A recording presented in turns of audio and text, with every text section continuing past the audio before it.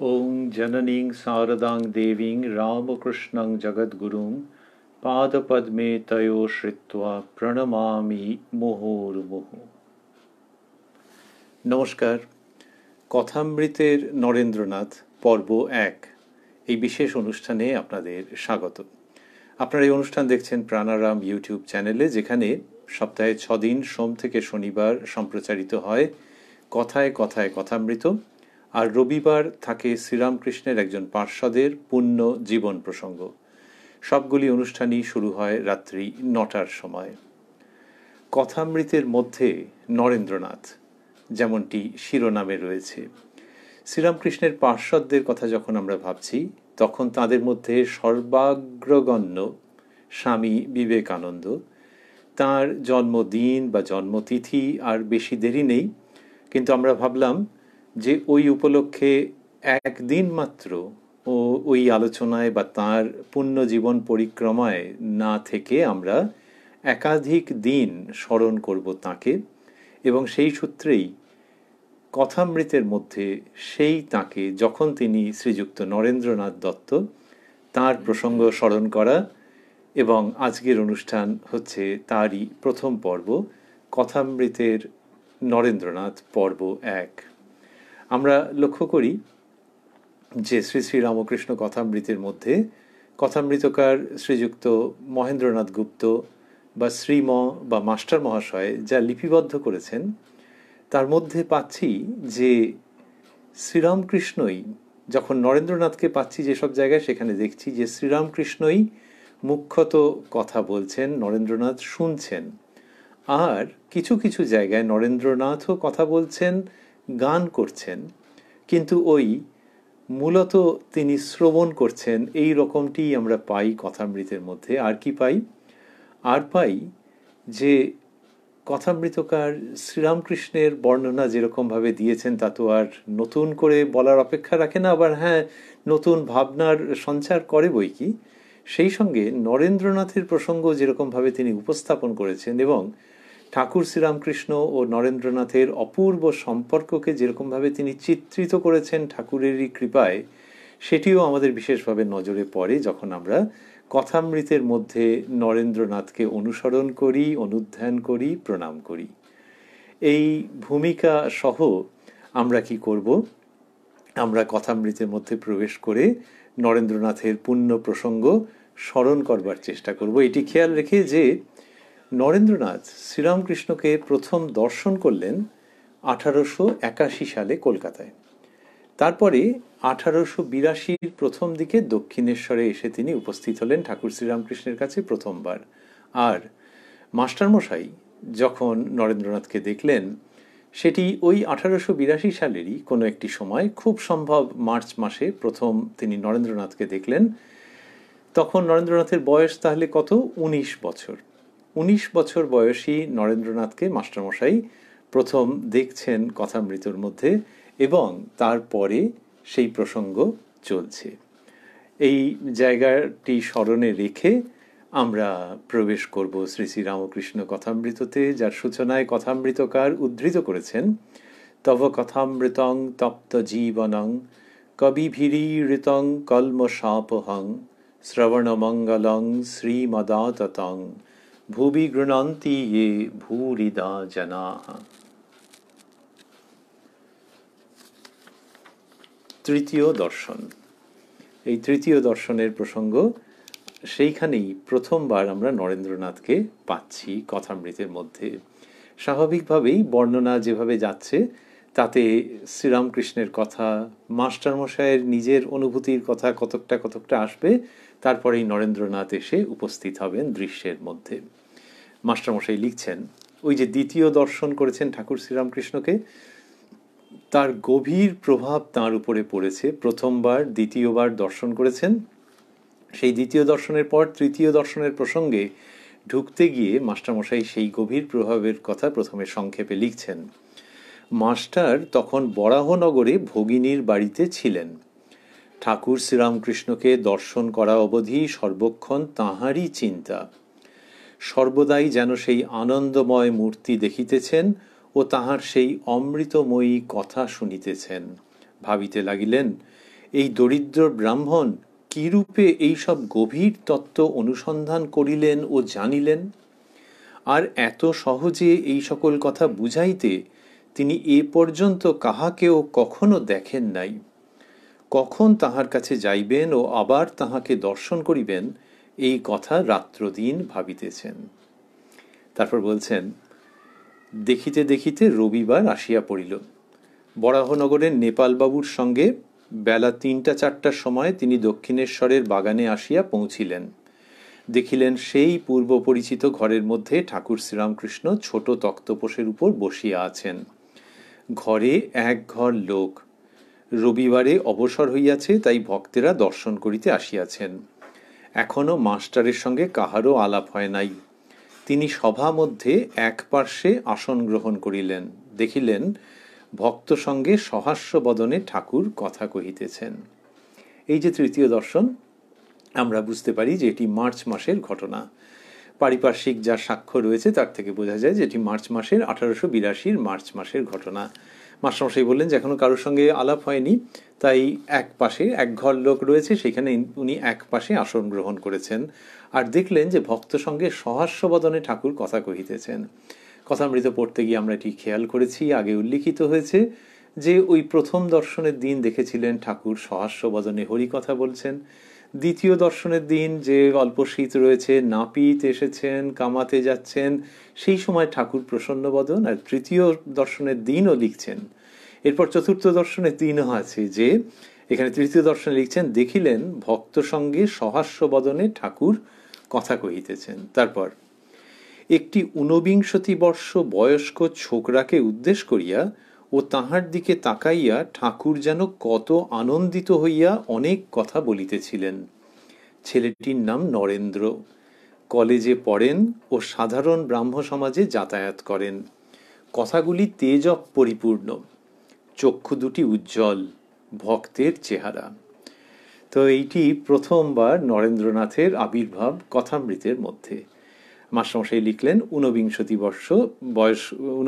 বর্ষ বয়স্ক ছোকরাকে উদ্দেশ্য করিয়া। তখনকার দিনের ইয়াং ম্যানকে ওই ভাষায় তো বলা হতো, তো সেটি বললেন। আর ওই 19 বছর বয়স, তো তাকে উদ্দেশ্য করে ও তার দিকে তাকিয়ে ঠাকুর যেন কত আনন্দিত হইয়া কথা বলিতেছিলেন। ছেলেটির নাম নরেন্দ্র। আচ্ছা, এই পর্যন্ত হলো। কিন্তু তারপরে শ্রীরামকৃষ্ণ বলছেন, কলেজে পড়েন ও সাধারণ ব্রাহ্ম সমাজে যাতায়াত করেন। এইটি কি করে জানলেন? একটু আগে তো বললেন যে কারোর সঙ্গে পরিচয় হয়নি, তাহলে এই সবগুলো জানলেন কি করে? মাস্টারমশাইয়ের কথামৃতের মধ্যে রচনার এমনই শৈলী, এমনই একটা তার প্রক্রিয়া বা স্টাইল, যেখানে কিনা তিনি পরের কথা আগে কি সুন্দরভাবে গ্রথিত করে দেন, তার ফলে একটা ধারাবাহিক ভাষ্যের মতো শোনায়। ওই পরে জেনেছেন যে নরেন্দ্র নামের এই ছেলেটি সাধারণ ব্রাহ্ম সমাজে কলেজে পড়েন ও সাধারণ ব্রাহ্ম সমাজে যাতায়াত করেন, কিন্তু সেই দিনের প্রসঙ্গের মধ্যে ওটিকে ইনসার্ট করে দিয়েছেন কি চমৎকার এবং কি স্বাভাবিকভাবে। আর বললেন যে কথাগুলি তেজব পরিপূর্ণ, চক্ষু দুটি উজ্জ্বল, ভক্তের চেহারা। তাই এই মাস্টারমশাই প্রথমবার নরেন্দ্রনাথকে দেখছেন, বা তিনি হলে হয়তো বলতেন যে নরেন্দ্রনাথকে দর্শন করেছিলাম ওই প্রথমবার। তারপরে মাস্টার অনুমানে বুঝিলেন যে কথাটি বিষয়াসক্ত সংসারী ব্যক্তির সম্বন্ধে হইতেছিল। যারা কেবল ঈশ্বর ঈশ্বর করে, ধর্ম ধর্ম করে, তাদের ওই সকল ব্যক্তিরা নিন্দা করে। আর সংসারে কত দুষ্ট লোক আছে, তাদের সঙ্গে কিরূপ ব্যবহার করা উচিত, এসব কথা হইতেছে। তো মাস্টারমশাই মাঝখানে গেছেন তো, কিন্তু তিনি বুদ্ধিমান লোক, গিয়েই বুঝতে পেরেছেন যে এইগুলি নিয়ে কথা হচ্ছিল। কিরকম? বললেন যে অনুমানে বুঝিলেন যে কথাটি বিষয়াসক্ত সংসারী ব্যক্তির সম্বন্ধে হইতেছিল। তা এইরকম হচ্ছিল। আর কি? আর হচ্ছে যে যারা কেবল ঈশ্বর ঈশ্বর করে, ধর্ম ধর্ম করে, তাদের ওই সকল ব্যক্তিরা নিন্দা করে। তো সেই তাদের সম্বন্ধে এইসব কথা হচ্ছিল। আর সংসারে কত দুষ্ট লোক আছে, তাদের সঙ্গে কিরূপ ব্যবহার করা উচিত, এইসব কথা হইতেছে। এইবার লিখছেন মাস্টারমশাই শ্রীরামকৃষ্ণ নরেন্দ্রের প্রতি, নরেন্দ্র, তুই কি বলিস? সংসারী লোকেরা কত কি বলে, কিন্তু দেখ, হাতি যখন চলে যায়, পেছনে কত জানোয়ার কত রকম চিৎকার করে, কিন্তু হাতি ফিরেও চায় না। তোকে যদি কেউ নিন্দা করে, তুই কি মনে করবি। নরেন্দ্রনাথকে এটা বলছেন যে তুই কি বলিস, সংসারী লোকেরা কত কি বলে, কিন্তু দেখ হাতি যখন চলে যায়, তবে বাজারের মধ্যে হাতি যাচ্ছে, এরকম প্রসঙ্গ যে পেছনে কত জানোয়ার কত রকম চিৎকার করে কিন্তু হাতি ফিরেও চায় না, বলে যেন একটা কম্প্রিহেনশন টেস্টের মতো, যে এটি বলবার পরেই নরেন্দ্রনাথকে জিজ্ঞাসা করছেন, প্রশ্ন আসছে যে তোকে যদি কেউ নিন্দা করে তুই কি মনে করবি। নরেন্দ্র: আমি মনে করব কুকুর ঘেউ ঘেউ করছে। শ্রীরামকৃষ্ণ সহাস্যে: না রে, অত দূর নয়, সকলের হাস্য। যে একেবারে যা বলেছেন ভার্বাটিম, যে উনি বলেছেন যে হাতি যখন যায় হাতি ফিরেও তাকায় না, সংসারের মধ্যে দিয়ে যখন চলে যাচ্ছে, তা তুই কীরকম করবি, তখন বলছেন যে আমি মনে করবো কুকুর ঘেউ ঘেউ করছে। তখন শ্রীরামকৃষ্ণ সহাস্যে বলছেন না রে, অত দূর নয়, যে যেরকমভাবে বলেছেন সকলে হেসে ফেলেছেন। তার মানে আমরা নরেন্দ্রনাথের প্রসঙ্গ শুনছি, শ্রীরামকৃষ্ণের অমৃত বাণী শুনছি, আর সেই সঙ্গে সঙ্গে ভাবছি যে ঠাকুর শ্রীরামকৃষ্ণের কথা বলার মধ্যে নিশ্চয়ই এমন একটা কিছু থাকতো যে সকলে হেসে ফেলছেন। যখন বলেছেন যে নারী অত দূর নয়, তখন সকলের হাসি পেয়ে যাচ্ছে। তার মানে শ্রীরামকৃষ্ণের কথাগুলি এমনিতেই সরস, তার সঙ্গে মনে হয় যে বলবার ভঙ্গির মধ্যেও এমন কিছু থাকতো যে সকলের খুব স্বাভাবিকভাবে হাসি পেয়ে যেত। তারপর বলছেন ঠাকুর শ্রীরামকৃষ্ণ, ঈশ্বর সর্বভূতে আছেন, তবে ভালো লোকের সঙ্গে মাখামাখি চলে, মন্দ লোকের কাছ থেকে তফাৎ থাকতে হয়। বাঘের ভিতরেও নারায়ণ আছেন, তা বলে বাঘকে আলিঙ্গন করা চলে না। সকলের হাস্য। আমরাও ভাবছি যে সকলেরও হাসছেন কেন। শ্রীরামকৃষ্ণ মনে হয় ওটা বলছেন, বলে একটু অভিনয়ের মতো ভঙ্গি করে কিছু একটা দেখাচ্ছেন যার জন্য সকলের হাসি পেয়ে যাচ্ছে। তা বললেন যে বাঘের ভিতরেও নারায়ণ আছে, তা বলে বাঘকে আলিঙ্গন করা চলে না। যদি বলো বাঘ তো নারায়ণ, তবে কেন পালাবো? তার উত্তর, যারা বলছে পালিয়ে এসো তারাও নারায়ণ, তাদের কথা কেন না শুনি, বলে ওই হাতি নারায়ণ মাহুত নারায়ণের গল্পটি বললেন, যেটি খুব পরিচিত। আমরা দেখছি এইখানটিতে দাঁড়িয়ে যে ঠাকুর শ্রীরামকৃষ্ণ যখন এই কথাটি বলছেন, পুরো কথামৃতের মধ্যে অন্যত্র কিন্তু এরকম ভাব পাওয়া যাচ্ছে না। কোনটি? এই যে বললেন যে নরেন্দ্রনাথকে বলছেন, তিনি যে মাস্টারমশাই লিখছেন যে নরেন্দ্র তুই কি বলিস, সংসারী লোকেরা কত কি বলে, কিন্তু দেখ হাতি যখন চলে যায় পেছনে কত জানোয়ার কত রকম চিৎকার করে, কিন্তু হাতি ফিরেও চায় না। এই যে কথাগুলি, এই যে বাণী, এই যে উপদেশ, এটি তো কথামৃতের মধ্যে অন্যত্র কোথাও আমরা পাচ্ছি না এরকম। তাহলে ওই 1882-তে একেবারে প্রথম দিকেই যখন নরেন্দ্রনাথ আসছেন, তাকে শ্রীরামকৃষ্ণ কেন বলছেন? এই হাতি বাজারে যাচ্ছে, এটি হিন্দিতে আছে, আমরা অনেকেই জানি। হাতি চলে বাজার, কুত্তা ভোঁকে হাজার, সাধুও কা দুর্ভাব নেহি, জব নিন্দে সংসার।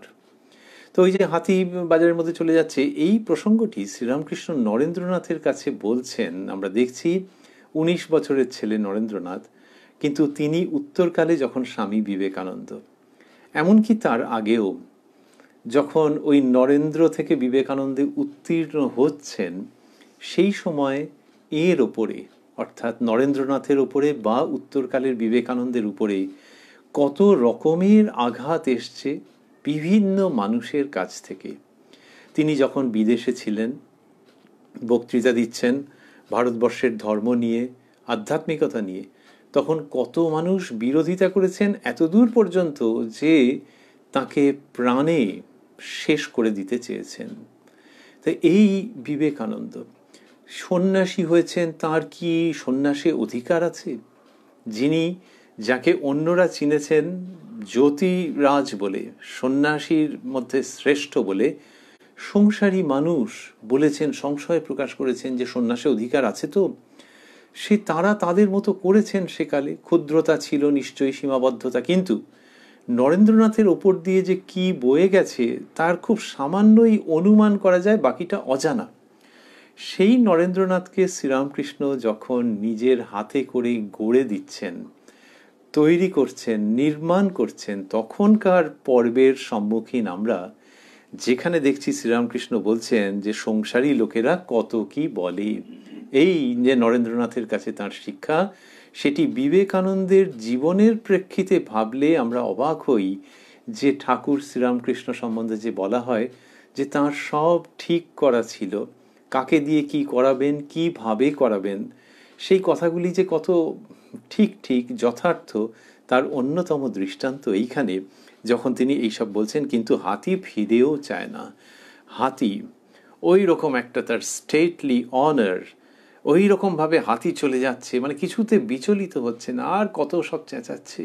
তা সেইটা নরেন্দ্রনাথকে বলছেন যে এই রকম হতে হবে। আর নরেন্দ্রনাথ যখন ওই কম বয়সে একবারে আক্ষরিক অর্থে নিয়ে বলেছেন যে আমি মনে করবো কুকুর ঘেউ ঘেউ করছে, তখন বলছেন না রে, অত দূর নয়।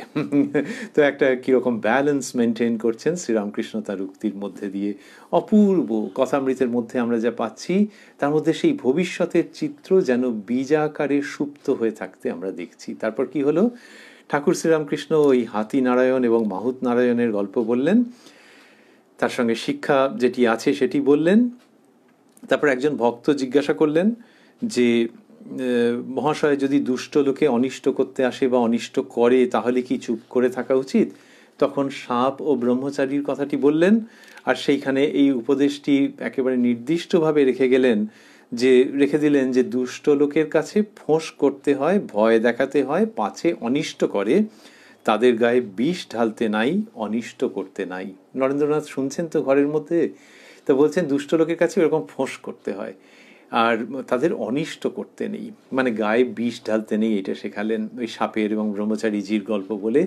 নরেন্দ্রনাথের জীবনে বা বিবেকানন্দের জীবনেও এটির অপূর্ব প্রকাশ, যে তিনি রুখে দাঁড়িয়েছেন, বিরাটভাবে বিরোধিতা করেছেন যেখানে কিনা ক্ষতি করতে চেয়েছে কেউ। কার ক্ষতি করতে চেয়েছে? তাকে ব্যক্তি মানুষ হিসেবে তার সেখানে সামান্যই প্রতিরোধ, কিন্তু যেখানে ভারতবর্ষের মহিমাকে ক্ষুণ্ণ করতে চেয়েছে, অযথা সনাতন ধর্মকে খাটো করতে চেয়েছে, সেখানে আরে বাপরে বাপ সাংঘাতিক রকমের ফোঁস করা, কিন্তু কারুর কোনো ক্ষতি করছেন না, বিষ ঢালছেন না তিনি। এইটা বিবেকানন্দের জীবনে। যদি কেউ বলে বিবেকানন্দের জীবনে তো হবেই, কিন্তু আমরা তো মানছি, আমরা তো শুনছি যে ওই মার্চ মাসে ঠাকুরের ঘরে বসে তিনি শুনছেন।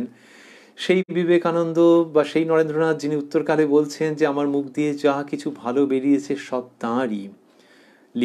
কবিতার মধ্যে বলছেন বাণী তুমি বিনা পানি কণ্ঠে মোর। তা সেই তিনি শ্রীরামকৃষ্ণের কাছে শ্রবণ করছেন, দুষ্ট লোকের কাছে ফোঁস করতে হয়, ভয় দেখাতে হয়, পাছে অনিষ্ট করে, তাদের গায়ে বিষ ঢালতে নাই, অনিষ্ট করতে নাই। স্বামী বিবেকানন্দের প্রতি যে অবিচার হয়েছে, যে প্রতিকূলতার মধ্যে দিয়ে তাকে যেতে হয়েছে, সেটি বিভিন্ন গবেষণার মাধ্যমে, বিভিন্ন বিশদ গবেষণার মাধ্যমে, ইন্টেন্স রিসার্চের মধ্যে দিয়ে পরবর্তীকালে প্রকাশিত হয়েছে। কিন্তু তিনি নিজ মুখে কতটা কি বলেছেন। সুতরাং ওই যে বলা হচ্ছে যে বিষ ঢালতে নাই, যে তিনি 5 জনের কাছে ওইটি শেয়ার করেছেন 5 জনের সঙ্গে এবং খুব করে বলেছেন, ওই রকমের একেবারেই নয়। তার থেকে লৌকিক দৃষ্টিতে হলেও বোঝা যায় স্বামী বিবেকানন্দের যে স্বরূপ, সেটার প্রসঙ্গ যদি নাও তুলি, তাকে যদি মানব দৃষ্টিতে দেখি, তাহলেও বোঝা যায় যে সমস্ত হজম করেছেন, যেখানটা গর্জে উঠেছেন, কিন্তু তারপরে সেইটা নিয়ে আবার 5 জনের সঙ্গে না ওই সবগুলো তিনি কিচ্ছু করেননি। এই রকম বিবেকানন্দের স্বভাব, সেটি আমরা স্মরণ করছি। তারপর দেখছি যে ঠাকুর শ্রীরামকৃষ্ণ বললেন যে ঈশ্বরের সৃষ্টিতে নানা রকম জীবজন্তু গাছপালা আছে।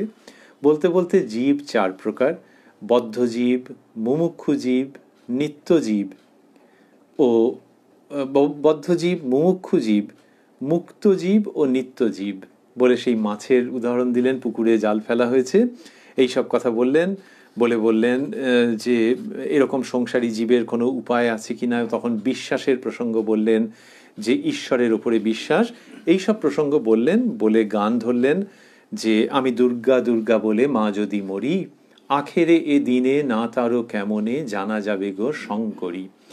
এই গানটির পর তিনি বলছেন, এই ছেলেটিকে দেখছো, এখানে একরকম, মানে নরেন্দ্রনাথের প্রসঙ্গে চলে এসছেন। নরেন্দ্রনাথ ঘরের মধ্যে রয়েছেন আর শ্রীরামকৃষ্ণ তার সম্বন্ধে আলাদা করে বলবেন না, এ কি করে হয়?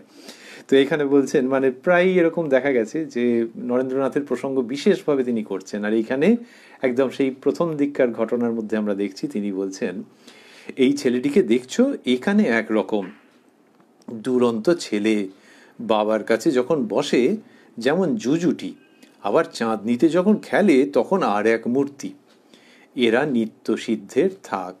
এই বলে এরকম সব বললেন। তা বলছেন এই ছেলেটিকে দেখছো, এখানে একরকম, তার মানে এখানে একরকম দেখছো, আর দুটো এক্সট্রিম আছে, বলছি শোনো।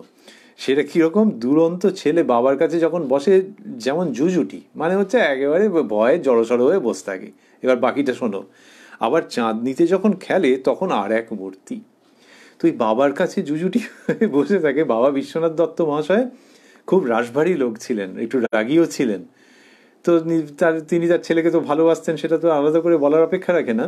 কিন্তু শ্রীরামকৃষ্ণ যেভাবে বলছেন, এইটি তো বাবার বলার ভঙ্গি বা মায়ের বলার ভঙ্গি। মায়েরা তো এরমভাবে বলে থাকে, ওই দেখো জুজুটি হয়ে বসে আছে, আর তারপর চাঁদনিতে যখন খেলতে যাবে না অন্য মূর্তি, সেই মায়ের ভাব শ্রীরামকৃষ্ণের শ্রীমুখে প্রকাশিত হচ্ছে। একেবারে জননী সম একটা প্রশ্রয়ের সঙ্গে যেন স্নেহ উতলে উঠছে। বলছেন, এই ছেলেটিকে দেখছো, এখানে একরকম দুরন্ত ছেলে যখন বাবার কাছে বসে যেমন জুজুটি, আবার চাঁদনিতে যখন খেলে তখন আর এক মূর্তি। বলে তারপর বলছেন, এরা নিত্য সিদ্ধের থাক, এরা সংসারে কখনো বদ্ধ হয় না, একটু বয়স হলেই চৈতন্য হয় আর ভগবানের দিকে চলে যায়। এরা সংসারে আসে জীব শিক্ষার জন্য, এদের সংসারের বস্তু কিছু ভালো লাগে না, এরা কামিনী কাঞ্চনে কখনো আসক্ত হয় না। এই এতগুলি কথা বললেন, বলে তারপরে বেদে আছে হোমা পাখির কথা এটি বললেন, যে সেই পাখি অনেক ওপর থেকে যখন তার ডিম ফুটে ছানা বের হয় সে পড়তে থাকে, তারপর যখন বোঝে যে বেগতিক তখন সে নিচে পড়লে চুরমার হয়ে যাবে, তখন সে আবার উপরের দিকে উঠে যায়, উড়ে চোঁচা মায়ের দিকে চলে যায়। এই রকম ভাবে তিনি বললেন। আর নরেন্দ্রনাথ সম্পর্কে কি বলছেন, এরা নিত্য সিদ্ধের থাক। ওই যে একটু আগে বলেছেন জীব চার প্রকার, সেখানে তিনি বলেছেন বদ্ধজীব, মুমুক্ষু জীব, মুক্তজীব ও নিত্যজীব। নিত্যজীবের প্রসঙ্গে বলা হয়েছে যে এরা কখনো পড়ে না। ওই যে জেলে যখন পুকুরে জাল ফেলছেন, শ্রীরামকৃষ্ণ সেই গল্প বলেছেন, যেমন জাল ফেলা হয়েছে পুকুরে, দু চারটা মাছ এমন শেয়ানা যে কখনো জালে পড়ে না, এরা নিত্য জীবের উপমাস্থল। একটু আগেই বলেছেন। আর এইখানে সমবেত ভক্তমণ্ডলীকে নরেন্দ্রনাথের সামনেই বলছেন যে এরা নিত্য সিদ্ধের থাক, এরা সংসারে কখনো বদ্ধ হয় না। কি অপূর্ব! শ্রীরামকৃষ্ণ যে নরেন্দ্রনাথকে প্রথমবার দক্ষিণেশ্বরে যখন নরেন্দ্রনাথ গেছেন, সেটি তো আর কথামৃতের মধ্যে নেই। আমরা বলছিলাম যে তার অল্প পরেই কথামৃতে নরেন্দ্রনাথকে পাচ্ছি আমরা। তো সেই প্রথমবার যখন দক্ষিণেশ্বরে গেছেন, সেই প্রসঙ্গ তো লিপিবদ্ধ আছে শ্রী শ্রী রামকৃষ্ণ লীলা প্রসঙ্গের মধ্যে, যেখানে শ্রীমৎ স্বামী শারদানন্দজি মহারাজ লিখছেন যে উত্তরের বারান্দায় নিয়ে গেলেন ঠাকুর শ্রীরামকৃষ্ণ, নিয়ে গিয়েই নরেন্দ্রনাথকে স্তব স্তুতি করতে আরম্ভ করলেন। জানি প্রভু তুমি সেই পুরাতন ঋষি, জীবের দুর্গতি নিবারণ করতে পুনরায় দেহ ধারণ করে এসছো। নরেন্দ্রনাথ তো চমকে টমকে একাকার কাণ্ড। কিন্তু ওই যে তাকে ওরকমভাবে হাত জোর করে স্তব করেছিলেন, এখানেও কিন্তু সেই ভঙ্গি রয়েছে যখন বলছেন এরা নিত্য সিদ্ধের থাক, এরা সংসারে কখনো বদ্ধ হয় না। তাহলে স্তব স্তুতি মানে ইউলোজাইজ করা নয়, কিন্তু নরেন্দ্রনাথের ভিতরে যে সত্তা তারই বন্দনা করছেন শ্রীরামকৃষ্ণ। এখানে এই ভঙ্গিতে পাচ্ছি, এরা সংসারে কখনো বদ্ধ হয় না, একটু বয়স হলেই চৈতন্য হয় আর ভগবানের দিকে চলে যায়।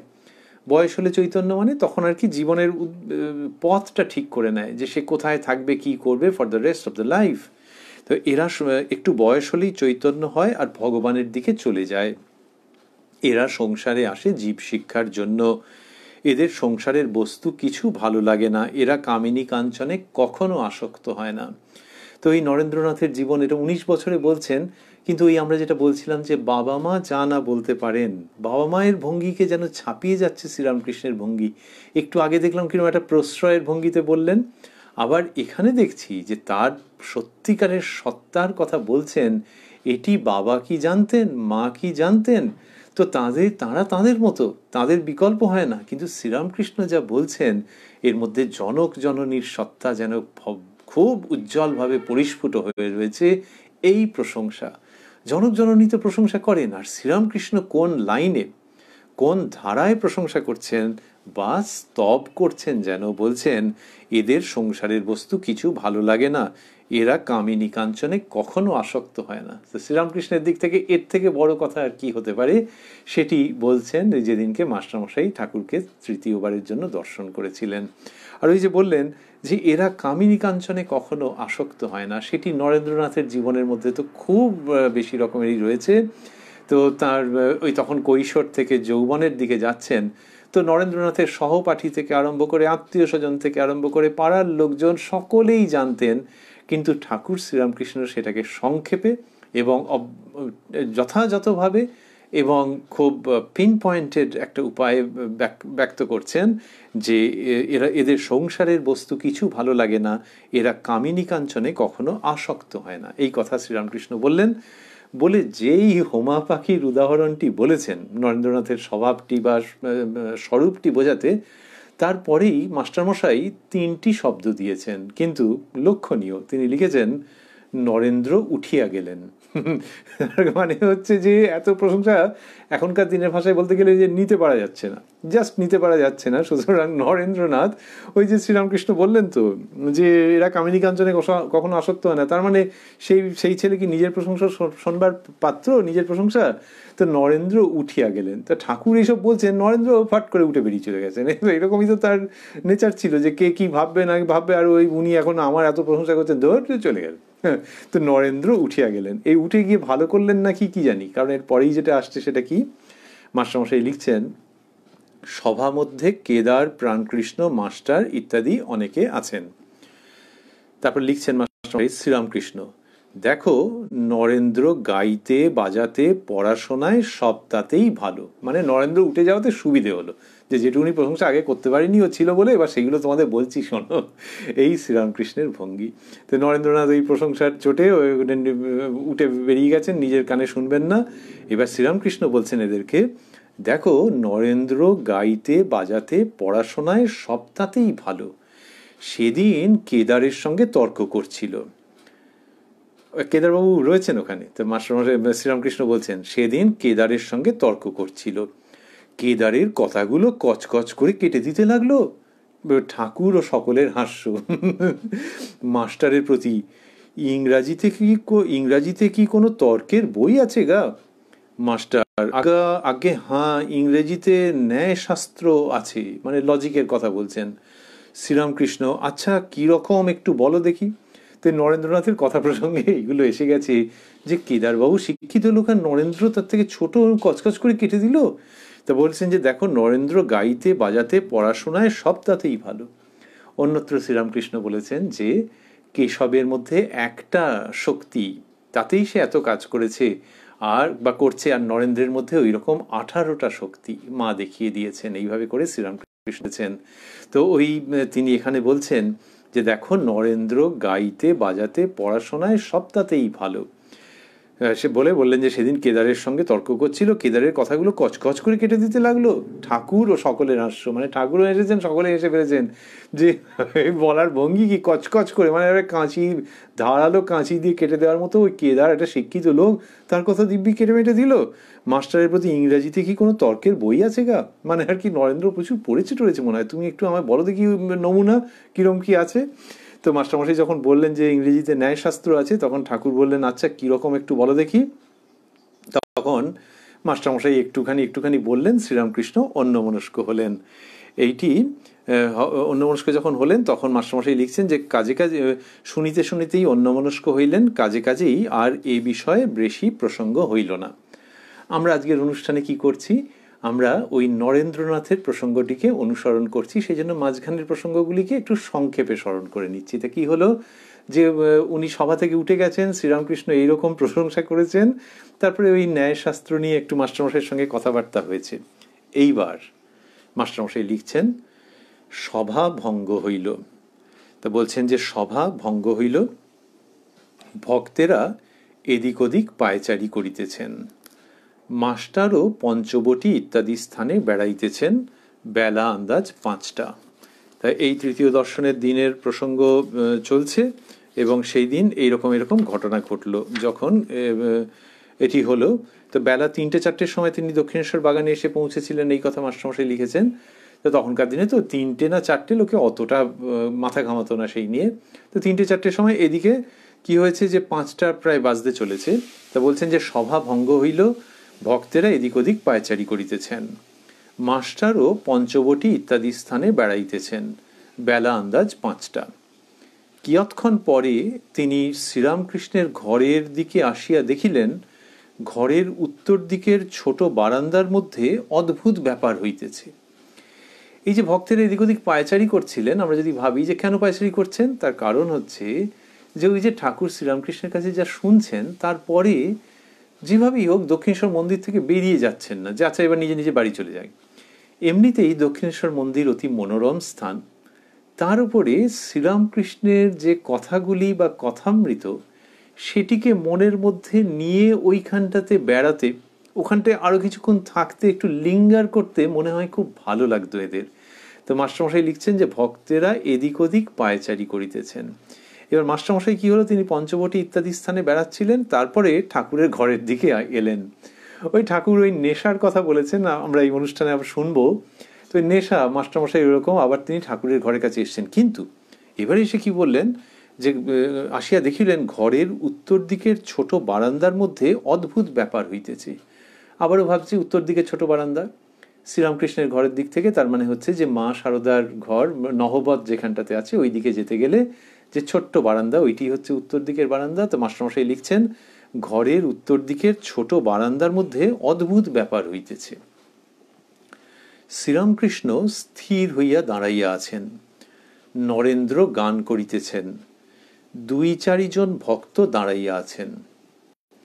মাস্টার আসিয়া গান শুনিতেছেন, গান শুনিয়া আকৃষ্ট হইয়া রহিলেন। ঠাকুরের গান ছাড়া এমন মধুর গান তিনি কখনো কোথাও শুনেন নাই। এই কথাগুলিকে মাস্টারমশাই স্থূলাক্ষরে দিয়েছেন। ঠাকুরের গান ছাড়া এমন মধুর গান তিনি কখনো কোথাও শুনেন নাই। হঠাৎ ঠাকুরের দিকে দৃষ্টিপাত করিয়া অবাক হইয়া রহিলেন। ঠাকুর দাঁড়াইয়া নিষ্পন্দ, চক্ষুর পাতা পড়িতেছে না, নিঃশ্বাস প্রশ্বাস বহিছে কি না বহিছে, এটি মাস্টারমশাই কিন্তু প্রথম দেখলেন। লিখছেন, জিজ্ঞাসা করাতে একজন ভক্ত বলিলেন এর নাম সমাধি। সমাধি শব্দটি স্থূলাক্ষরে। মাস্টার এরূপ কখনো দেখেন নাই, শুনেন নাই। অবাক হইয়া তিনি ভাবিতেছেন, ভগবানকে চিন্তা করিয়া মানুষ কি এত বাহ্যজ্ঞান শূন্য হয়? না জানি কতদূর বিশ্বাস ভক্তি থাকলে এরূপ হয়। গানটি এই বলে এবারে গানের কথা বলবেন। তো উত্তরের বারান্দায় এসে চমকে গেছেন যে অল্প কিছু রয়েছেন, কিন্তু তার মধ্যে অদৃষ্টপূর্ব একটা কিছু ঘটছে। কিরকম? নরেন্দ্র গান করিতেছেন, তার মানে নরেন্দ্রনাথ বসে আছেন, বসে গান করছেন, সেটা অনুমান করা যায়। শ্রীরামকৃষ্ণ স্থির হইয়া দাঁড়াইয়া আছেন, 2-4 জন ভক্ত দাঁড়াইয়া আছেন। নরেন্দ্র গান করিতেছেন, 2-4 জন ভক্ত দাঁড়াইয়া আছেন, তার মানে কি সব মিলিয়ে 6 জন মতো রয়েছেন আন্দাজ। মাস্টার আসিয়া গান শুনিতেছেন, গান শুনিয়া আকৃষ্ট হইয়া রহিলেন। ঠাকুরের গান ছাড়া এমন মধুর গান তিনি কখনো কোথাও শুনেন নাই। শেষের দিকটার থেকে যদি যাই, কখনো কোথাও শুনেন নাই, তো মাস্টারমশাইয়ের তো বয়স হয়েছে 28 বছর মতো বয়স। তো তিনি বলছেন যে জীবনে কোথাও শোনেননি এরকম মিষ্টি গান যেটি নরেন্দ্রনাথ গাইছেন। তাহলে একটু আগে তিনি সবার মধ্যে এই ছেলেটিকে দেখেছিলেন প্রথমবারের জন্য, আর দেখেছিলেন যে ঠাকুর তার দিকে তাকিয়ে কথা বলছেন। আমরা ওইটি আজকে প্রথমের দিকে স্মরণ করেছিলাম, এবং সেখানে শুনছিলাম আমরা যে একটি 49 বর্ষ বয়স্ক ছোকরাকে উদ্দেশ্য করিয়া ও তাহার দিকে তাকাইয়া ঠাকুর যেন কত আনন্দিত হইয়া অনেক কথা বলিতেছিলেন। ওইখানটা থেকে আরেকবার ফিরব, যে ওই যে ছেলেটিকে দেখেছিলেন তার সম্বন্ধে কিছুই জানেন না। ছেলেটিও নিজের মুখে কিছু বলেছেন বলে মনে হচ্ছে না কথামৃতের বর্ণনায়। এখন দেখছেন যে আরে বাবা কি মিষ্টি গান গাইছে, এরকম তো ঠাকুরের গান ছাড়া আর কোথাও শুনিনি। ওই যে ছেলেটির বর্ণনা যখন তিনি দিলেন, তখন যে বললেন যে তাহার দিকে তাকাইয়া ঠাকুর যেন কত আনন্দিত হইয়া অনেক কথা বলিতেছিলেন, আমরা যদি আমাদের দিক থেকে ভাবি যে ঘরে একজন বিরাট সাধু মহাপুরুষ রয়েছেন, যেভাবেই ভাবা হোক না কেন, তিনি কথা বলছেন, আর এক ঘর লোক, কিন্তু তিনি একটা কম বয়সী ছেলের দিকে তাকিয়ে আনন্দিত হয়ে কথা বলছেন, তাহলে কিরকম হবে? আমাদের একটু অন্যরকম লাগতেও পারে যে কই আমরা তো রয়েছি, আমাদের দিকে তাকিয়ে তো আলাদা করে বলছেন না, ওই ছেলেটির দিকেই তাকিয়ে বলে যাচ্ছেন এবং খুব আনন্দ। তাহলে আমরা একটু লেফট আউট মনে হলেও হতে পারে যে আমাদের দিকে তাকিয়ে তো বলছেন না। তার উপরে কি মাস্টার মশাই নামেই পরিচয় যে মাস্টার, তিনি হেডমাস্টার ছিলেন, এবং নরেন্দ্রনাথ তার শিক্ষক, তার ছাত্র তুল্য, তিনি শিক্ষক তুল্য। তা সেই তিনি গিয়ে বসে দেখছেন যে ওই ছেলেটির দিকে তাকিয়ে কথা বলছেন। কিন্তু মাস্টারমশাই তাতে তো কোনো রকম অন্যভাবে নেনইনি, বরং কথামৃতের মধ্যে কিরমভাবে লিখলেন যে ও একটি ঊনবিংশতি বর্ষ বয়স্ক ছোকরাকে উদ্দেশ্য করিয়া ও তাহার দিকে তাকাইয়া ঠাকুর যেন কত আনন্দিত হইয়া কথা বলিতেছিলেন, অনেক কথা বলিতেছিলেন। তার মানে ঠাকুরের যাতে আনন্দ, মাস্টারমশাইয়েরও তাতেই আনন্দ। তিনি যেন একটা কেউ, ঘরের মধ্যে নানান রকম সব জিনিসপত্র আছে, সেই রকমই একজন কেউ যেন। মাস্টারমশাই এতদূর নিজেকে মুছে ফেলে, নিজের নামও তো দেননি, মাস্টার এইসব লিখেছেন, কোথাও কোথাও সেটাও লেখেননি, আত্মগোপন করেছেন। তো এই ঠাকুরকে নিয়েই তার সব কিছু, যে ওই দেখো তিনি আপনি আপনি বলতে ভালোবাসতেন ভক্তদের, তুমি সাধারণত বলতেন না, যে ওই দেখুন ঠাকুর কার দিকে তাকিয়ে কত আনন্দিত হয়ে অনেক কথা বলছেন। এইভাবে মাস্টারমশাই লিখেছেন। কি অপূর্ব! আমরা বলছিলাম যে কথামৃতের মধ্যে এখানে ওই ঠাকুরের প্রতি তার যে পূজার ভাব, নরেন্দ্রনাথের প্রতি যে বিশিষ্ট শ্রদ্ধার ভাব, এইসবগুলো চমৎকারভাবে ফুটে উঠছে। আর এখানে তিনি লিখলেন যে ঠাকুরের গান ছাড়া এমন মধুর গান তিনি কখনো কোথাও শুনেন নাই। ঠাকুরের গান শুনেছেন, ওই যে একটু আগে আমরা বলছিলাম, আমি দুর্গা দুর্গা বলে মা যদি মরি, এইসব গান শুনেছেন তো ঠাকুরের কাছে। তো এই জন্যে মাস্টারমশাই জানেন যে ঠাকুরের গলা, এর আগে শুনেছেন ডাক দেখি মন ডাকার মতো কেমন শ্যামা থাকতে পারে, সেটি ঠাকুরের গলায় মাস্টারমশাই শুনেছেন। তো সেই জন্যে তিনি এগুলি জানেন যে ঠাকুরের গলাটি কেমন, আর বলছেন যে তাঁকে ছাড়া এরকম মধুর গান তিনি কখনো কোথাও শুনেন নাই। আর কি, আর হচ্ছে যে ওই যে সভার মধ্যে নরেন্দ্রনাথ ছিলেন, ঠাকুর যখন প্রশংসা করে স্তবে স্তুতির মতো করে বলছেন, স্তব বন্দনার মতো করে, তখন নরেন্দ্রনাথ উঠে গেলেন। কিন্তু যখন অন্যেরা ডিসপার্স করলেন, সভা ভঙ্গ হয়ে গেছে, দেখতে পাচ্ছি আমরা যে ওমা নরেন্দ্রনাথ আবার এসে উপস্থিত হয়েছেন, তার মানে আশেপাশেই ছিলেন। এইবারে ঠাকুরের সঙ্গে আবার বিশেষ রকমের ব্যাপার যে তিনি বেশ গুছিয়ে বসেছেন, গান হবে, এবং ওই গান শুনতে শুনতে শ্রীরামকৃষ্ণ সমাধি হচ্ছেন।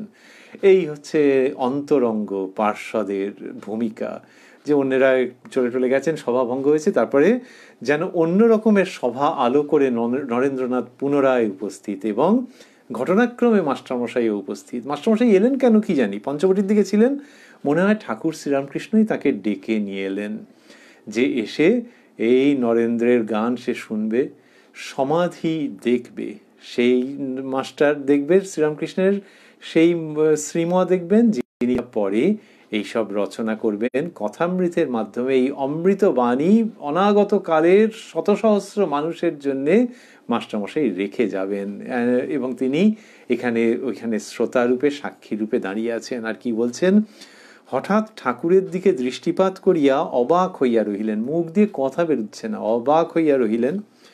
ঠাকুর দাঁড়াইয়া নিষ্পন্দ, চক্ষুর পাতা পড়িতেছে না, নিঃশ্বাস প্রশ্বাস বহিছে কি না বহিছে। ও দেখে তো অবাক হয়ে গেছেন যে একজন দাঁড়িয়ে রয়েছেন নিষ্পন্দ, শরীরের মধ্যে কোনো স্পন্দন নেই, কোনো ভাইব্রেশন নেই, চক্ষুর পাতা পড়িতেছে না, নিঃশ্বাস প্রশ্বাস বহিছে কি না বহিছে। একজনের কাছে দাঁড়িয়ে থাকলে তো বোঝা যায়, তো বলছেন নিঃশ্বাস প্রশ্বাস বহিছে কি না বহিছে। তাতে তো মাস্টারমশাই অবাক হয়ে গেছেন। এর আগে ঠাকুরের কাছে এসছেন, তিনি সহাস্যবদনে কথা বলেছেন, নিজে হেসেছেন, অন্যরা হেসেছে, মাস্টারমশাইকে কোনো একটা ব্যাপারে তিরস্কার করেছিলেন মৃদু, মাস্টারমশাইয়ের অহংকার চূর্ণ হয়েছিল, এসব তো কত চমৎকার ঘটনা। কিন্তু আজকে এইরকমভাবে দেখছেন যে দাঁড়িয়ে আছেন, স্ট্যান্ড স্টিল যাকে বলা হয়, আর চোখের পাতা পড়ছে না, নিঃশ্বাস প্রশ্বাস বইছে কি না বইছে বুঝতে পারা যাচ্ছে না। জিজ্ঞাসা করাতে একজন ভক্ত বলিলেন এর নাম সমাধি। তার মানে মাস্টারমশাই বোধহয় ফিস করে জিজ্ঞাসা করেছেন যে কি হলো, একজন বলছেন সমাধি, এরকম কিছু একটা হয়ে থাকবে। তা সেরকমই লিখছেন যে জিজ্ঞাসা করাতে একজন ভক্ত বলিলেন এর নাম সমাধি। মাস্টার এরূপ কখনো দেখেন নাই, শুনেন নাই। আচ্ছা, সমাধির কথা তিনি শোনেননি, এটা কিরকম হলো? এটা হচ্ছে যে মাস্টারমশাই নিশ্চয়ই শুনেছেন, কিন্তু সে অন্য রকম। এমনিতেও তো সমাধি কত লোকের ভাব সমাধি হয়ে যাচ্ছে, হচ্ছে অনেক সময় লোকে সেটাতে কীরকম ব্যস্ত হয়ে যায়, বিচলিত হয়, ভয় পেয়ে যায় হয়তো কোনো কোনো ক্ষেত্রে। কিন্তু শ্রীরামকৃষ্ণের এই অদ্ভুত সহজ সমাধি, মাস্টারমশাই লিখছেন যে মাস্টার এরূপ কখনো দেখেন নাই, শুনেন নাই। অবাক হইয়া তিনি ভাবিতেছেন, ভগবানকে চিন্তা করিয়া মানুষ কি এত বাহ্য জ্ঞান শূন্য হয়? আচ্ছা, কি করে বুঝলেন যে ভগবানকে চিন্তা করে? এটা তো স্বাভাবিক, কারণ শ্রীরামকৃষ্ণকে দেখেছেন এই কদিন, এটা তার তৃতীয় দর্শন, আর হচ্ছে নরেন্দ্রনাথের গানটা তো চলছে। সুতরাং এই যে বাহ্য জ্ঞান শূন্য হয়েছেন কেন, সে তো বোঝা যাচ্ছে, আবার বোঝা যাচ্ছেও না। এই লিখছেন, অবাক হইয়া তিনি ভাবিতেছেন, ভগবানকে চিন্তা করিয়া মানুষ কি এত বাহ্যক জ্ঞান শূন্য হয়? ওইরমভাবে দাঁড়িয়ে আছেন। না জানি কতদূর বিশ্বাস ভক্তি থাকলে এরূপ হয়। এটা লিখলেন। তারপর বলছেন গানটি এই। আচ্ছা, গানের কথা, গানটি এই, চিন্তয় মম মানস হরি চিৎ ঘন নিরঞ্জন। এই পংক্তিটি, প্রথম চরণটি মাস্টারমশাই স্থূলাক্ষরে দিয়েছেন। এমনিতে কেউ যদি বর্ণনা করতেন তাহলে কিরকম হতে পারতো? বর্ণনা হতে পারতো যে উত্তরের বারান্দায় এলেন, এসে দেখলেন অদ্ভুত ব্যাপার হচ্ছে, নরেন্দ্রনাথ এই গানটি গাইছেন। কিন্তু মাস্টারমশাই সেটা দিলেন না। যেটা আগে বলা যেত সেটাকে পরে বললেন, একটু যেন হোল্ড করে রাখলেন। এই অপূর্ব বর্ণনার ভঙ্গি। এটা একটা রিপোর্টিং, কিন্তু এই রিপোর্টিংটার মধ্যে যেমন স্মার্টনেস আছে তেমনি একটা ডায়নামিজম আছে, এবং ভবিষ্যতের জন্য অনেক কিছু ধরা আছে, যে এই স্টাইল ভবিষ্যতের স্টাইল যেন। তো বলছেন যে গানটি এই। এইবারে গানটির কথা বলছেন, চিন্তয় মম মানস হরি চিৎ ঘন নিরঞ্জন, কিবা অনুপম ভাতি মোহন মূরতি ভকত হৃদয় রঞ্জন, নবরাগে রঞ্জিত কোটি শশী বিনিন্দিত, কিবা বিজলি চমকে সেরূপ আলোকে পুলকে শিহরে জীবন, চিন্তয় মম মানস হরি চিৎ ঘন নিরঞ্জন। এটি নরেন্দ্রনাথ গাইছেন এবং মাস্টারমশাইয়েরও খুব আনন্দ হচ্ছে। প্রথম পংক্তিটি তিনি স্থূলাক্ষরে দিলেন, চিন্তয় মম মানস হরি চিৎ ঘন নিরঞ্জন। এবারে বলছেন, তারপর লিখছেন মাস্টারমশাই, গানের এই চরণটি গাহিবার সময় ঠাকুর শ্রীরামকৃষ্ণ শিহরিতে লাগিলেন। ওই গানের এইটি যখন গাওয়া হচ্ছে তখন ঠাকুর শ্রীরামকৃষ্ণ শিউরে শিউরে উঠছেন। একটু আগে বলেছেন যে দেহ নিষ্পন্দ, কিন্তু তারপরে দেখছেন যে এই পদগুলি যখন গাওয়া হচ্ছে তখন ঠাকুর শিউরে শিউরে উঠছেন।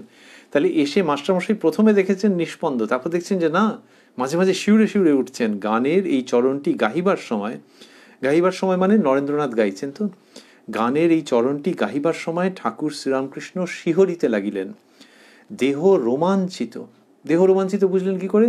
ওই যে লোম খাড়া হয়ে যাচ্ছে, সেখান থেকে বলছেন যে দেহ রোমাঞ্চিত। এই কথা মাস্টারমশাই লিখছেন, তিনি দেখে এগুলি অবাক হয়ে যাচ্ছেন যে শ্রীরামকৃষ্ণের এইরকম প্রতিক্রিয়া হচ্ছে যখন মাস্টারমশাই দেখছেন যে যখন নরেন্দ্রনাথ গান করছেন।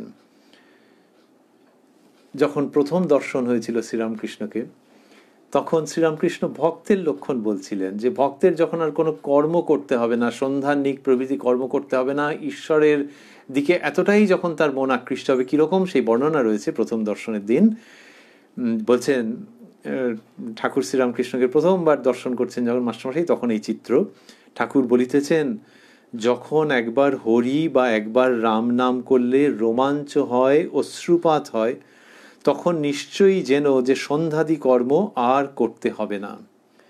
এইটাই মানে তখন হচ্ছে যে একেবারে সেই নিজ নিকেতনে, নিজ ধামে তিনি পৌঁছে গেছেন বা তার কাছাকাছি। তা সেইটিই বলছেন যে যখন একবার হরি বা একবার রাম নাম করলে রোমাঞ্চ হয়, অশ্রুপাত হয়। আর ওইটি প্রথম দর্শনের দিন। আজকে তৃতীয় দর্শনে তিনি দেখছেন যে দেহ রোমাঞ্চিত। তাহলে ওটা তো ভক্তের জন্য বলা ছিল, আর এটা শ্রীরামকৃষ্ণ স্বয়ং তো না, সেটা হলেও তাঁর জীবনটাই তো ভক্তদের দৃষ্টান্তের জন্য, তাকে দেখেই তো ভক্তরা শিখবে। তিনি তো সেরকমই চেয়েছেন যে তাঁর বাণীর সঙ্গে জীবনের কোনো পার্থক্য নেই, দুটি এক তানে ধ্বনিত হচ্ছে। এখানে দেখা যাচ্ছে যে নরেন্দ্রনাথ যখন গান গাইছেন তখন গানের এই চরণটি গাইবার সময় ঠাকুর শ্রীরামকৃষ্ণ শিহরিতে লাগিলেন, দেহ রোমাঞ্চিত, চক্ষু হইতে আনন্দাশ্রু বিগলিত হইতেছে। তাহলে এই প্রথম দর্শনের দিন যে কথা হলো যে যখন একবার হরি বা একবার রাম নাম করলে রোমাঞ্চ হয়, অশ্রুপাত হয়, এইখানে মাস্টারমশাই দেখছেন যে চক্ষু হইতে আনন্দাশ্রু বিগলিত হইতেছে। তাহলে দেহ রোমাঞ্চিত এবং চক্ষু হইতে আনন্দাশ্রু বিগলিত হইতেছে। কি চমৎকার যে চোখ দিয়ে জল পড়ছে আর দেহ রোমাঞ্চিত। তাই শ্রীরামকৃষ্ণ আমরা বলছিলাম যে তাঁর জীবনটি তাঁর বাণী। আচ্ছা, চোখ দিয়ে জল পড়ছে কিন্তু সেটা আনন্দাশ্রু বোঝা গেল কি করে? মাস্টারমশাই লিখছেন, মাঝে মাঝে যেন কি দেখিয়া হাসিতেছেন, না জানি কোটি শশী বিনিন্দিত কি অনুপম রূপ দর্শন করিতেছেন। তাই এইটি বললেন বলে বলছেন, এরই নাম কি ভগবানের চিন্ময় রূপ দর্শন। কত সাধন করিলে, কত তপস্যার ফলে, কতখানি ভক্তি বিশ্বাসের বলে এরূপ ঈশ্বর দর্শন হয়।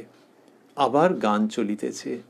তা বলছেন যে ওই চোখ দিয়ে যে আনন্দাশ্রু বিগলিত হইতেছে এটা বললেন, তারপরেই বলছেন মাঝে মাঝে যেন কি দেখিয়া হাসিতেছেন। কি অপূর্ব যে ঠাকুর শ্রীরামকৃষ্ণ ওই চক্ষু স্থির, কিন্তু মাঝে মাঝে যেন কি দেখে হাসছেন। তাহলে চক্ষু স্থির, তাহলে মাঝে মাঝে কি দেখে? তার কারণ হচ্ছে যে হাসছেন তো, কিন্তু কি যে দেখছেন বুঝতে পারা যাচ্ছে না।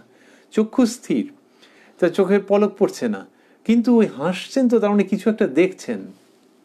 বাচ্চা ছেলেমেয়েরা যখন তাদের চোখ ফোটে না, অর্থাৎ আইডেন্টিফাই করতে পারে না আলাদা করে কিছু, তখনও ঘুমের মধ্যে হাসে, যেটা কিনা সাইকোলজির দিক থেকে একটা খুব দুরূহ বিষয় ব্যাখ্যা করবার অনেক সময় প্যারাসাইকোলজিতে তার ব্যাখ্যা হয়, কিন্তু এমনিতে ভারী মিষ্টি এবং ভারী রহস্যময়।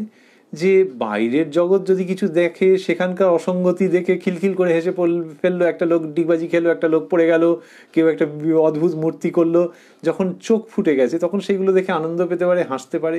সেইগুলি স্বপ্নের মধ্যেও দেখতে পারে, কারণ স্বপ্ন মানে বাইরের জগৎকে যে দেখছে তার সঙ্গেই তো সে রিলেট করবে, তার সঙ্গে সম্বন্ধিত করে তো একটা কিছু স্বপ্নটা দেখবে। হয়তো বইতে হাতির ছবি দেখেছিল, স্বপ্নে দেখলো যে হাতি নড়ে চড়ে আসছে সুর নেড়ে। কিন্তু যখন বাইরের জগৎকে দেখবার শক্তি তার হয়নি, এমনি কথায় বলতে গেলে যে চোখ ফোটেনি সাধারণ ভাষায়, তখন স্বপ্নে কেন হাসছে? অনেক সময় বাবা মা বলেন যে ভগবানের সঙ্গে খেলা করছে বলে হাসছে, কিন্তু ওই যেভাবেই হোক শিশুর এই হাসি ভারী রহস্যময়, ভারী মিষ্টি। শ্রীরামকৃষ্ণের হাসি ঠিক সেই জায়গায় বা সেটিকে ছাপিয়ে যেন অবস্থান করছে, সমাধিস্থ হয়ে গেছেন, চক্ষু স্থির। মাস্টারমশাই বলছেন মাঝে মাঝে যেন কি দেখিয়া হাসিতেছেন। তারপর বলছেন যে না জানি কোটি শশী বিনিন্দিত কি অনুপম রূপদর্শন করিতেছেন। এরই নাম কি ভগবানের চিন্ময় রূপ দর্শন। ওই নরেন্দ্রনাথের গানের সঙ্গে মিলিয়ে মিলিয়ে ভাবছেন যে তাহলে চিন্ময় রূপ দর্শন করলে কিরকম হয়। এরই নাম কি ভগবানের চিন্ময় রূপ দর্শন। কত সাধন করিলে, কত তপস্যার ফলে, কতখানি ভক্তি বিশ্বাসের বলে এরূপ ঈশ্বর দর্শন হয়। আবার গান চলিতেছে। তারপর গান চলছে কিরকম, হৃদি কমলাসনে ভজ তাঁর চরণ, দেখো শান্ত মনে প্রেম নয়নে অপরূপ প্রিয় দর্শন। আবার সেই ভুবনমোহন হাস্য, মাস্টারমশাই লিখছেন, আবার সেই ভুবনমোহন হাস্য, শরীর সেই রূপ নিষ্পন্দ, স্তিমিত লোচন, কিন্তু কি যেন অপরূপ রূপদর্শন করিতেছেন। আর সেই অপরূপ রূপদর্শন করিয়া যেন মহানন্দে ভাসিতেছেন। তো মাস্টারমশাই অবাক হয়ে এইটি বলছেন যে আবার সেই ভুবনমোহন হাস্য, তার মানে ঠাকুরের মুখে আবার সেই হাসি। কীরকম অবাক হয়ে যাচ্ছেন, এবং যখন এগুলি লিখছেন তখন বাক্যের শেষে বিষয় চিহ্ন দিচ্ছেন, দিয়ে বলছেন আবার সেই ভুবনমোহন হাস্য। তাহলে যখন নরেন্দ্রনাথ গান গাইলেন যে হৃদি কমলাসনে ভজ তাঁর চরণ, দেখো শান্ত মনে প্রেম নয়নে অপরূপ প্রিয় দর্শন, তারপর বলছেন আবার সেই ভুবনমোহন হাস্য। তো সে এইটি যে দেখতে পেয়ে অবাক হয়ে যাচ্ছেন। তো কীরকম, যখন আকাশে বিদ্যুৎ চমকায়, বিদ্যুৎ চমকালে এমনিতে অনেকে ভয় পেয়ে যায় যে বিদ্যুৎ চমকাচ্ছে, কিন্তু যদি খুব নিজে নিরাপদ জায়গায় কেউ থাকে, অথবা যদি ওরকম একটা ছবি দেখে, ছবিতে তো অসুবিধা নেই যে ছাদ থেকে কেউ ভিডিও করেছে, আর ওই মাঝে মাঝে মাঝে মাঝে বিদ্যুৎ চমকাচ্ছে আর চারিদিকটা কীরকম ঝলমল ঝলমল করে উঠছে। সন্ধ্যের সময় তো এরকম হয়েছে, বিদ্যুৎ চমকাচ্ছে এবং ঝলমল ঝলমল করে উঠছে চারিদিকটা, তখন চমৎকার লাগবে। ওই দেখো আবার বিদ্যুৎ চমকাচ্ছে, ভিডিও দেখছে কেউ, যে যখন তার নিজের কোনো বিপদের আশঙ্কা নেই সেরকমভাবে দেখছে, তখন তো বিদ্যুৎ চমকানো মানে একটা দেখতে চমৎকার লাগে। শ্রীরামকৃষ্ণের মুখের হাসি সেই রকম, বিদ্যুৎ রেখার মতো সেটি চমকিত করছে, কিন্তু কোনো ভয় লাগছে না, ভারী অপূর্ব লাগছে, যেন আমাদেরও জীবনের অন্ধকার আকাশে শ্রীরামকৃষ্ণের বিদ্যুৎ দীপ্তির মতো ওই স্মিত হাস্য। মাস্টারমশাই লিখছেন আবার সেই ভুবনমোহন হাস্য, শরীর সেই রূপ নিষ্পন্দ। তো ঠাকুরের মুখের ওই ভুবনমোহন হাস্য দেখে মাস্টারমশাই চমকিত হচ্ছেন, গভীরভাবে আর তীব্রভাবে আনন্দিত হচ্ছেন, করে বলছেন আবার সেই ভুবনমোহন হাস্য, শরীর সেই রূপ নিষ্পন্দ, স্তিমিত লোচন, ওই চোখ নিমিলিত, প্রায় অর্ধনিমিলিত স্তিমিত লোচন, কিন্তু কি যেন অপরূপ রূপদর্শন করিতেছেন। আবার ওইটাই যে মুখ চোখ দেখলে তো বোঝা যাচ্ছে যে কি একটা অপরূপ রূপদর্শন করিতেছেন, আর সেই অপরূপ রূপদর্শন করিয়া যেন মহানন্দে ভাসিতেছেন। এগুলি হচ্ছে কেন? ওই নরেন্দ্রনাথের গানের সূত্রে, সঙ্গীতের সূত্রে। তারপর মাস্টারমশাই লিখছেন, এইবার গানের শেষ হইল। নরেন্দ্র গাইলেন, চিদানন্দ রসে ভক্তি যোগাবেশে হওরে চিরমগন, চিদানন্দ রসে হায় রে প্রেমানন্দ রসে হওরে চিরমগন, চিদানন্দ রসে ভক্তি যোগাবেশে হওরে চিরমগন, চিদানন্দ রসে হায় রে প্রেমানন্দ রসে হওরে চিরমগন। এই যখন চিরমগ্ন হওয়ার এই গান গাইছেন, তখন কি অপূর্ব পরিবেশ তৈরি হচ্ছে। মাস্টারমশাই লিখলেন, এইবার তিনি বাড়ি ফিরবেন, কিন্তু সেই বাড়ি ফেরা খুব সাধারণ নয়, অসাধারণ। লিখছেন, মাস্টারমশাই লিখছেন, সমাধির ও প্রেমানন্দের এই অদ্ভুত ছবি হৃদয় মধ্যে গ্রহণ করিয়া মাস্টার গৃহে প্রত্যাবর্তন করিতে লাগিলেন। মাঝে মাঝে হৃদয় মধ্যে সেই হৃদয়োন্মত্তকারী মধুর সঙ্গীতের ফুট উঠিতে লাগিল, প্রেমানন্দ রসে হওরে চিরমগন, হরিপ্রেমে মত্ত হয়ে হওরে চিরমগন। তো মাস্টারমশাই বলছেন যে এই ছবিটি হৃদয়ের মধ্যে নিয়ে তিনি বাড়ি ফিরছেন। 5টার দিকে কি হলো, ঠাকুরের ঘরে এসেছিলেন, এসে দেখলেন অদ্ভুত ব্যাপার হয়েছে, তারপর কতক্ষণ ওখানে ছিলেন সানন্দে আমরা জানি না, কিন্তু ঘড়ির হিসেবেও ভুল হয়ে যাচ্ছে যেন। কেন? তিনি লিখছেন যে যখন বাড়ি ফিরছেন তখনও তো ওইটি মনের মধ্যে, কোনটি? সমাধির ও প্রেমানন্দের এই অদ্ভুত ছবি হৃদয়ের মধ্যে গ্রহণ করিয়া মাস্টার গৃহে প্রত্যাবর্তন করিতে লাগিলেন। তাহলে শ্রীরামকৃষ্ণের সমাধি এবং প্রেমানন্দ, ওই যে ঈশ্বর প্রেমে আনন্দিত তিনি, তো ওই অদ্ভুত ছবি হৃদয়ের মধ্যে গ্রহণ করে হনুমানজি হৃদয় চিরে দেখিয়েছিলেন যে রাম সীতা রয়েছেন। এই মাস্টারমশাইয়ের মধ্যেও রামকৃষ্ণ সারদা। আজকে আমরা শ্রীরামকৃষ্ণের প্রসঙ্গের মধ্যে আছি, কিন্তু মাস্টারমশাইয়ের জীবন দিয়ে আমরা জানি যে মা সারদার অবস্থান তাঁর হৃদয়ে কোথায়। তা সেই মাস্টারমশাই লিখছেন, সমাধির ও প্রেমানন্দের এই অদ্ভুত ছবি হৃদয় মধ্যে গ্রহণ করিয়া মাস্টার গৃহে প্রত্যাবর্তন করিতে লাগিলেন। আর এই যে শ্রীরামকৃষ্ণের ছবিটি ওই দিনকে, তখন তো শ্রী শ্রী মায়ের সঙ্গে নিশ্চয়ই সেইভাবে তার যোগাযোগ হয়নি, মাকে দর্শন হয়নি। তো বলছেন যে এটি শ্রীরামকৃষ্ণের ছবি হৃদয়ের মধ্যে নিয়ে যে তিনি গৃহে ফিরছেন, আর ওই যে গান বলছেন, মাস্টারমশাই লিখছেন, মাঝে মাঝে হৃদয়ের মধ্যে সেই হৃদয়োন্মত্তকারী মধুর সঙ্গীতের ফুট উঠিতে লাগিল। সেইটার একটা আভাস ভেতর থেকে উঠছে, একটা বাবল যেন উঠছে ভেতর থেকে। প্রেমানন্দ রসে হওরে চিরমগন, হরিপ্রেমে মত্ত হয়ে হওরে চিরমগন। এই মাস্টারমশাই যে বাড়ি ফিরছেন, এই তার বাড়ি ফেরার সূত্রে আমরা আজকের অনুষ্ঠানটিও সমাপন করতে চাইব নিজের নিজের জায়গায় থেকে। কিন্তু হ্যাঁ, কথামৃতের নরেন্দ্রনাথ পর্ব 1 এটি শেষ করতে করতে আমরা ভাবছি যে শেষ হচ্ছে না। আমরা পর্ব 2-তে প্রবেশ করব, যেখানে কিনা ঠিক তার পরের দিন, এই তৃতীয় দর্শন তারপর চতুর্থ দর্শন হচ্ছে ঠিক তার পরের দিন। সেই দিন দক্ষিণেশ্বরে আবার মাস্টারমশাই উপস্থিত হবেন, আবার নরেন্দ্রনাথকে সেখানে উপস্থিত দেখবেন, এবং কি অপূর্ব সব প্রসঙ্গ হবে আমরা সেটির অনুগমন করব। আপাতত মাস্টারমশাইয়ের যে বাড়ি ফেরার চমৎকার বর্ণনা, সেটিকে মাথায় রেখে আমরা সমাপ্ত করতে চাইব, এই বিশ্বাসে, এই আশায় যে ঠাকুর শ্রীরামকৃষ্ণের কৃপায় আগামী দিনে আবারও আপনাদের সঙ্গে মিলিত হব এই প্রাণারাম ইউটিউব চ্যানেলে রাত্রি 9টায়।